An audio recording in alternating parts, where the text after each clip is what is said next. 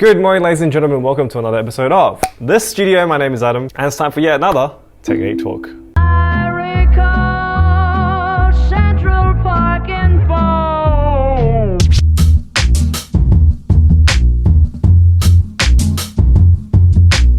Not the changing.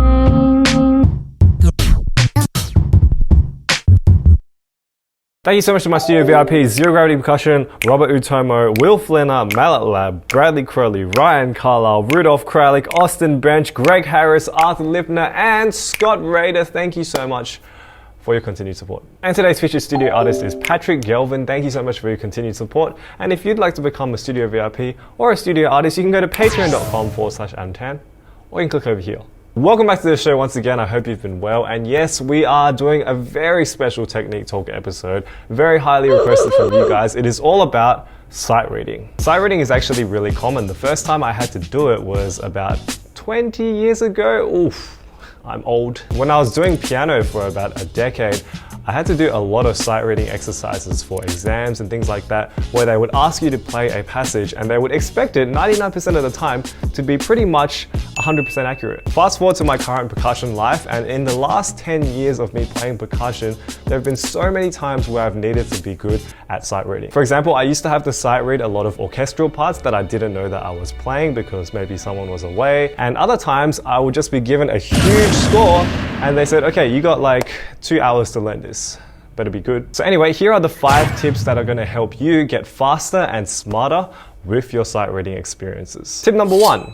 Know the context. Context is a really important concept when it comes to learning music, because when you know the context, when you know the characteristics associated with a specific type of music, a specific era, a specific genre, a specific composer, it makes it way easier to learn the music. For example, when you're playing a Bach, whether it's like cello suite, violin partita, violin sonata, lute suite, you will notice that there are a lot of common characteristics associated with his writing. Like the fact that a lot of the phrases are built up with sequential passages. For example, you'll have one bar with a certain line, and the next bar will have the same line but just one note down and one note down, etc., etc. Or the fact that Bach doesn't usually write square phrases. He usually writes in an asymmetrical way. Sometimes the phrases are 3 bars long, sometimes they're 7 bars long, sometimes they're 2 bars long. But in contrast, let's say we're playing something by Ivan Trevino. We know his music is definitely more pop, punk, and rock influenced.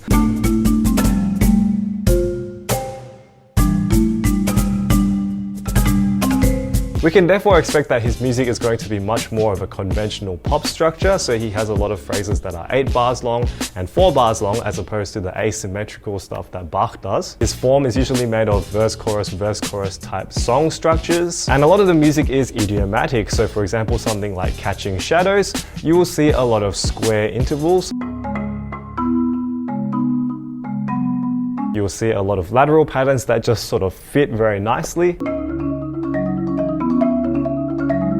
When you know the context and you know the characteristics of the composers that you are working with, you already know something about the music before you've even started looking at it, which means you've got an advantage. Tip number 2, follow the shapes. So a lot of my students who are first starting to get into mallet instruments, they tend to find it difficult to read the notes because they're reading every single note individually, which is fine when you first start out. And for the more advanced players amongst you guys, you probably know that when you read music, it is much easier to read in a bigger scale. That is, to read in curves, in lines, in contours, as opposed to individual notes. And the concept of reading shapes and patterns as opposed to individual notes applies even more in sight reading, because when you're first looking at the music for the limited amount of time you get, you can identify which bars straight away are going to be easy and which bars are going to be a little bit more tricky. For example, when you look at the passage and you see the line of notes is just going up stepwise, it's probably going to be a scale, which means it's probably going to be a lot easier than a bar that looks like this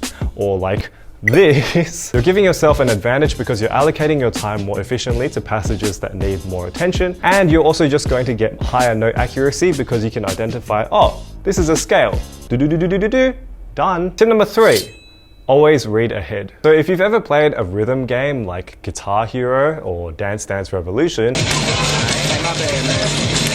you will notice that there is usually a section where the notes will hit, and that's when you're supposed to hit the button. When you play these rhythm games for long enough, you suddenly realize that it's much easier to look at the notes as they're coming, as opposed to trying to line them up with that little tiny space at the end. And that's exactly the same concept when it comes to music, and especially sight reading, which is you should always be reading at least one bar ahead. If you're reading the same bar that you're playing right now, it's probably too late. A good way to practice this is to play a passage very, very slowly and then physically look at the next bar, and keep forcing yourself to look at the next bar. Even though you haven't reached it yet, just keep looking at the next one and try and absorb the current bar as quickly as possible. Tip number 4.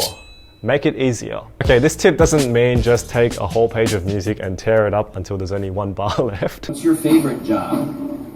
Crushing up boxes. Crushing up boxes? Yeah. No, what I mean by make it easier is to remove any sort of physical limitations that will make the actual execution of the passage more difficult. For example, if I wanted to sight read the jig from Violin Sonata No. 1, and I decided to use 2 very heavy, very soft bass mallets, I'd be giving myself the worst possible chance of success. Similarly, if I was to sight read velocities, I would not use 4 Zeltzman 7s, because not only would it sound weird, but it would just be so difficult, and I'd be taking away time from trying to get the notes right. If I'm playing something that I've never played before, I will always try to use mallets that I know will produce a very predictable and easy to control sound. Something like Van Cise or TECHNIQUETAK or something like that, that is just very easy to use. Before you take on any sort of sight reading, it's also good to warm up.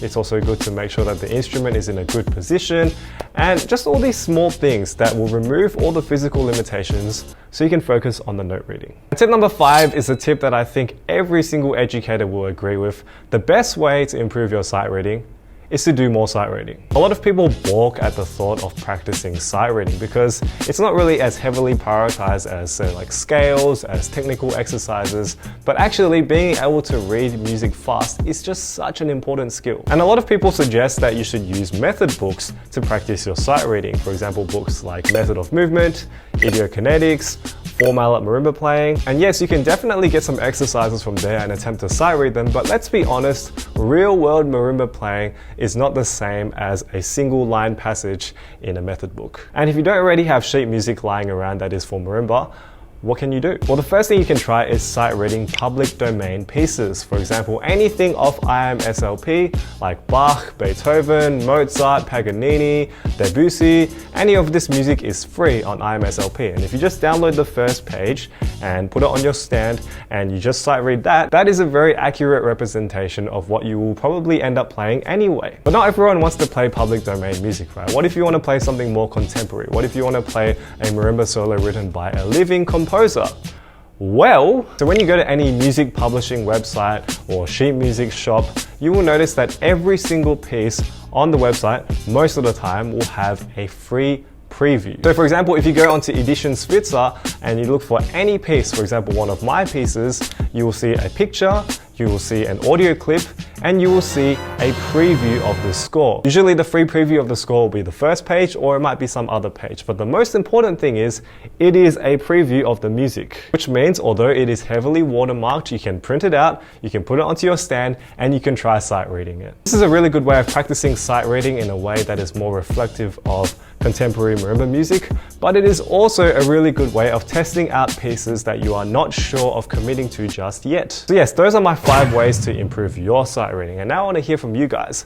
Let me know in the comments down below, what are your tips for improving sight reading? Do you have any tricks that make you sight read faster or more efficiently? Is there any particular music that you like to sight read? Let me know down in the comments below. And if you enjoyed this video, of course, please give me a thumbs up. I would really appreciate it. Let me know also if you have any suggestions as to what you'd like to see on the next Technique Talk episode, or if you'd like to see another Technique Talk challenge, you can also let me know down in the comments below. Thank you so much for watching this week's episode, and thank you also for supporting the brand new duo Flying Colors. I really appreciate the support so much. And if you want to see more of all of this content, make sure you hit that red subscribe button below to keep up with my uploads. That's all for today's episode, and I will see you guys next week for another episode of The Studio. Good night.